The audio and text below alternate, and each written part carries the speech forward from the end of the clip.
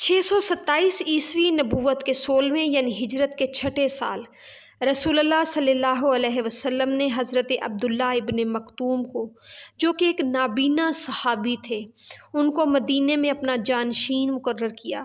आप सल्लल्लाहु अलैहि वसल्लम उम्रे की नीयत से मक्का रवाना हुए। आपके हमरा 1400 से 1500 के करीब सहाबा सफ़र में शामिल थे। हुजूर कस्वा नामी ऊँटनी पर सवार होकर मक्का चले। इस मुबारक सफ़र में मेरी माँ उम्मे सलमा भी मेरे नबी के साथ सफ़र में शरीक थी। जब आप सल्लल्लाहु अलैहि वसल्लम जुल्हलीफ़ा के मुकाम पर पहुँचे तो आपने उम्रे के लिए एहराम बांधा ताकि लोगों को यकीन हो जाए कि आप जंग ना करेंगे। हुजूर ने हज़रत उस्मान गनी को कुरैश के पास बतौर सफ़ीर बातचीत के लिए भेजा ताकि उन पर आपका इरादा ज़ाहिर हो। सरदारान कुरैश ने हज़रत उस्मान की ज़ुबानी रसूलुल्लाह का पैगाम सुनने के बाद हज़रत उस्मान से कहा कि आप बैतुल्लाह का तवाफ़ कर लें। हज़रत उस्मान ने उनकी पेशकश मुस्तरद कर दी कि हुजूर से पहले तवाफ़ कैसे कर ले। फिर उन्होंने एक और काम किया कि हज़रत उस्मान को देर तक अपने पास रोके रखा तो हज़रत उस्मान की शहादत की अफवाहें फैल गईं। हुजूर तक जब ये ख़बर पहुँची तो हुजूर ने सहाबा से बैत ली। ये बैत एक दरख्त के नीचे हुई थी, इसलिए इसे बैत शजरा, बैत रिजवान और बैत किताल के नाम दिए गए हैं।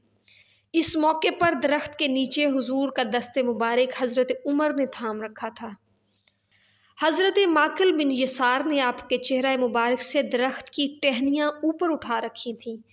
उधर कुरैश तक जब ये ख़बर पहुँची कि हुजूर ने सहाबा से मारका आराई यानी कि जंग के लिए बैत ली है, तो कुरैश ने सूरत हाल की नज़ाकत को भांपते हुए मामलात सुलह के लिए सुहेल बिन अमर को रवाना किया। इस मौके पर सुहेल बिन अमर और रसूलुल्लाह के दरमियान सुलह की जो दफ़ात तय पाईं, उसकी पहली शर्त ये थी कि रसूलुल्लाह इस साल मक्का में दाखिल हुए बगैर वापस चले जाएंगे। अगले साल मुसलमान मक्का आएंगे और 3 दिन क़याम करेंगे।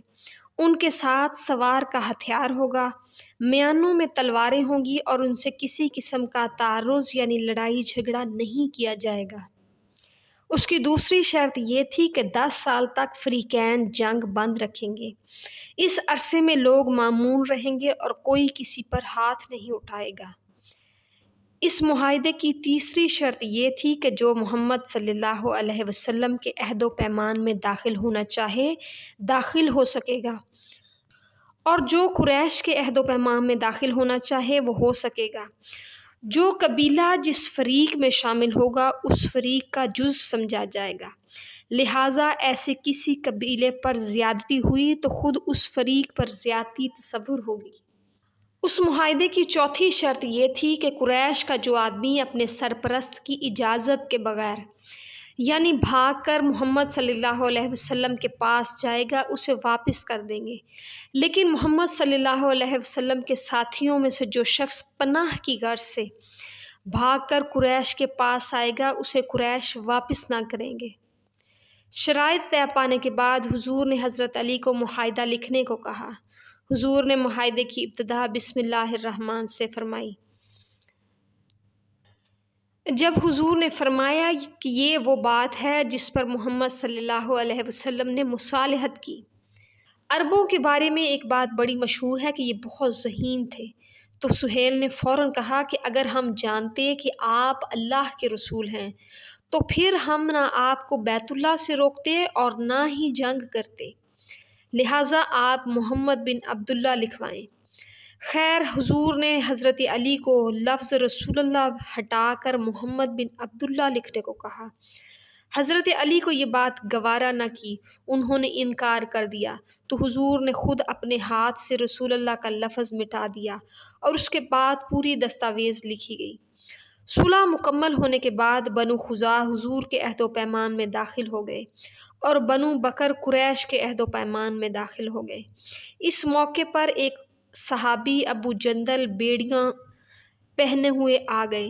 वो बहुत ज़ख्मी हालत में थे और उनकी हालत को देखकर सहाबा जज्बाती हो गए, क्योंकि मुआहदा हो चुका था और वो मुसलमान थे। बेड़ियाँ पहने हुए आ गए थे। इन्हें मुआहदे के मुताबिक कुरैश को वापस कर दिया गया। پھر کچھ مہاجر عورتیں بھی آئیں، حضور نے انہیں واپس کرنے سے انکار کر دیا۔